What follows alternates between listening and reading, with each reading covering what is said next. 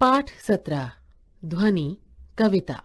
अभी न होगा मेरा अंत, अभी अभी ही तो आया है मेरे वन में मृदुल वसंत, अभी न होगा मेरा अंत।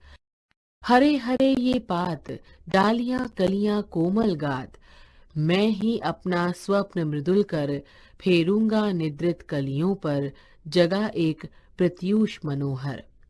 पुष्प पुष्प से तंद्रालस लालसा खींच लूंगा मैं, अपने नवजीवन का अमृत सहर्ष सींच दूंगा मैं।